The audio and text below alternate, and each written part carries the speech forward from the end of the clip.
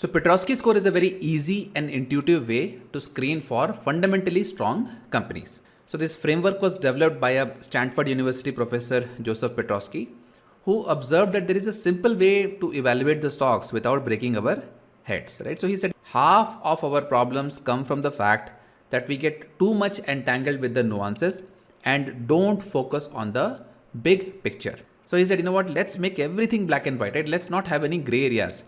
So he identified 9 criteria based on which he evaluated the companies. And he said on each of these criteria, if the company is doing good, I will give it 1 point. If it's not doing good, I will give it a 0 point. And when we add up all the score, if a company gets, let's say 8 or 9, it should be considered as a fundamentally good company. And if it is scoring less than that, it should be classified as a fundamentally weak company, right?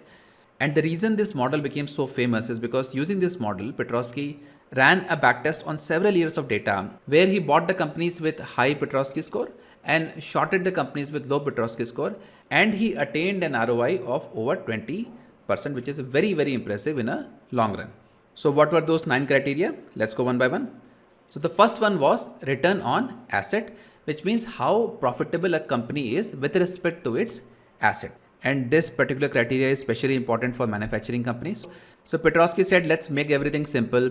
If the return on asset is positive, we will give the company 1. If the return on asset is negative, we will give the company 0. The next criteria was operating cash flow, which is a very important measure of how much cash a company generates from its core business. And it is very important for its survival, of course. So again, if the operating cash flow is positive, the company will get a score of 1. If it's negative, the company will get a score of 0. Now the third criteria was change in return on asset. So if you remember, the criteria number 1 was return on asset. So in the criteria number 1, we only checked whether the return on asset is profitable or not, right? But in this criteria, we are comparing the return on asset of this year from that of the last year. And if the return on asset is improved, we give the company a score of 1.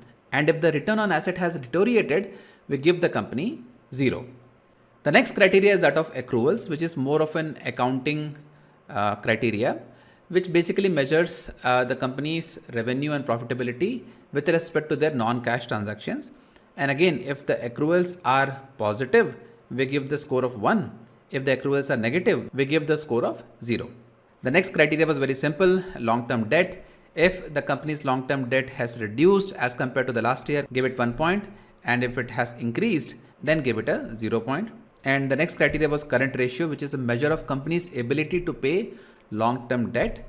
And if the current ratio of the company has improved as compared to that of last year, then yes, give it a point. If not, give it a 0.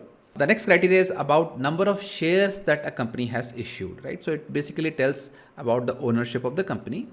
So Piotroski basically wanted that a company should not dilute its shareholding. So if the company has not diluted its shares, then give it 0.1. And if the company has diluted the shares, then give it a 0 point. And the last 2 criteria were also very straightforward. Gross margin, which is basically total revenue minus total cost, right? So if the gross margin has improved year on year, then give it 0.1. If it has deteriorated, then give it 0.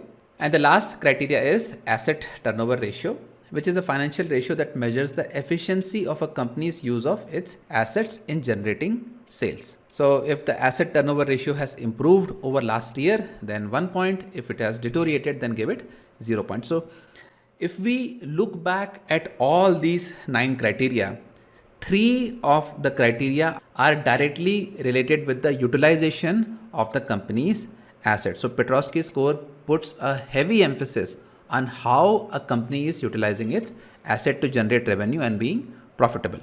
So guys, so far we have seen the theoretical framework of Piotroski score, but some of you might be thinking that, okay, it's good to understand how all these things work, but it's not practically possible for me to go and check each and every company on these 9 criteria, right? So there must be a faster way of screening stocks based on Piotroski score. And yes, there is one. So the website that I'm looking at right now is called screener.in, and you can come to this website and you can go to the screens tab.